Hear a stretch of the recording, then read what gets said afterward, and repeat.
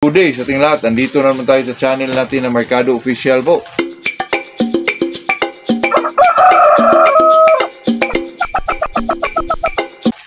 Kasi mga kaibigan ito namang itong content naman na ito talagang tanong lang po. Sa ating may nalalaman naman tayo ng konti, ibigay natin ang ating nalalaman. Pero mga kaibigan, hindi ko naman ito sinasabing sundin nyo o kung may mga narinig kayong mali o tama sa inyo, okay lang po. Kasi itong tanong mga kaibigan na paano natin malalaman kung isang manok ay dry o wet. Sa atin naman kaibigan, bilang mga manok natin ay mga sweaters po. Gustong gusto ng sweaters mga kaibigan na talagang talagang dry talaga. Hindi naman masyado gutom. Yung sinasabi lang hindi naman masyado gutom mga kaibigan ay papitik-pitikan mo yung tinatawag nilang holding ratio po na talagang hindi magutom talaga yung isang manok, kaibigan. Pitik-pitikan mo ng rackhorn, billets ba, gano'n. Sa neophyte na yun, kaibigan. At saka ito namang tinatawag nilang dry na manok, kaibigan. Makikita mo naman, kahit hindi mo yan ipuhin, kaibigan, makikita mo through sa kanilang mga balahibo. Medyo pulot, medyo medyo kung sa Bisaya pag gumbot ba, kaibigan, yung parang nanindig yung ibang niya mga kaibigan, yung hindi ba firm yung balahibo, hindi ba siya arrange mga kaibigan, medyo nagtulubot na gano'n. Talagang dry na yung manok na yun. Alam nyo naman siguro ba't nag-dry yun, kasi kinokontrol mo ang tubig, di ba? At saka sa ipot nila malaman mo rin yun mga kaibigan. At saka ito maghipo ka mga kaibigan, hindi ko explain kung paano.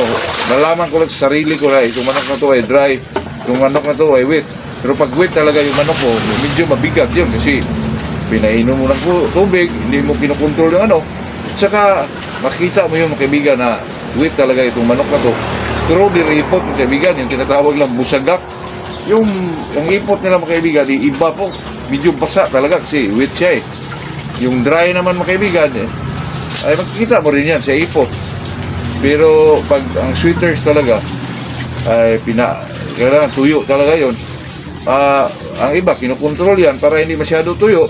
Makita mo yan sa ipot mga kaibigan na medyo lumiliit ng ipot, may puti sa dulo, may mga palo na yon.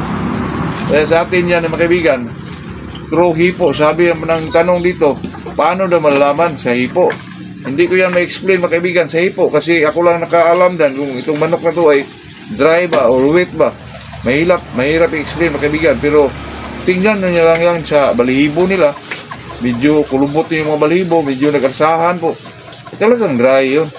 Pag wet naman mga kaibigan, doon ka mag-focus sa ipot po. Malaman mo yan sa ipot ay basa, medyo mabigat yun kasi basa talaga mga kaibigan, mayroon tayong mga iba-ibang sino, may iba-iba tayong pag-obserba. So sa akin mga kaibigan, doon ko po yung makikita mo yon sa mga balahibo ng isang manok. Pag ang isang manok mga kaibigan ay dry na po, madali naman yan mabalik mga kaibigan. Lagyan mo lang ng yung tinatawag ng moisture, makainin mo ng saging, apple, ay talaga magbalik yan mga kaibigan sa natural niya na pormahan ng balahibo po. Pag medyo medyo wet naman, huwag mo pinumin ng tubig. Saka napakasimple lang yun mga kaibigan. Hindi mo painumin ng tubig, control mo ang tubig para maging dry yung isang manok mga kaibigan. Yun lang ang napakasimpleng remedy dyan. At paano malaman? Through sa hipo mga kaibigan. Malaman ko yan through sa aking kiramdam lang po sa paghipo ko. Pero hindi ko ma-explain dito mga kaibigan na ganito o ganyan. Kung sa dry, doon mo sa balahibo yan mga kaibigan. Kung sa wet naman, sa ipot o sa niya, malaman mo talaga yung wet sa ipot talaga mga kaibigan. At saka sa ipo at saka mabigat ang manok na medyo basa po. Yun lang ang ating masabi dyan mga kaibigan. Tayo naman bilang isang magmamanok, may iba-iba tayong pag-obserba sa manok natin na kinokondisyon natin. Kaya depende na lang sa inyo yun mga kaibigan. At saka may nagtanong sa akin mga kaibigan na yung ba yun? Yung yung ayag nga yun. Tapos na pala. Hindi naman maturuan yung mga kaibigan sa bloodline ng manok yun, yung mag-ayag po. Yun lang mga kaibigan. ito naman sa atin ay kung may mga tanong na kaya natin sagutin, ay talagang bigyan natin ng sagutan yun, mga kaibigan. Pero pag wala naman tayong alam, ay ba't naman natin sasagutin pa? Hingi lang tayo ng dispensa, mga kaibigan. Yun lang po. Yun lang ang pinakamalaking mga kaibigan. Yun lang ang pinakamalaking bagay na talagang accept mo. Huwag kang magpatuto dyan na marunong ka. Kung wala kang alam, wala kang sabihin dyan, di ba? Yun lang ang pinakamalaking dyan, mga kaibigan, na magsabi ka ng totoo po.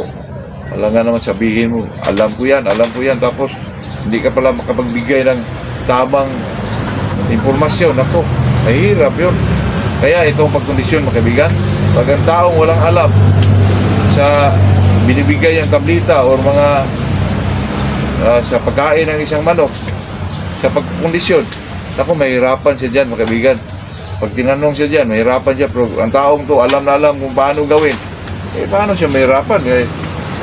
Experience niya yan, di ba?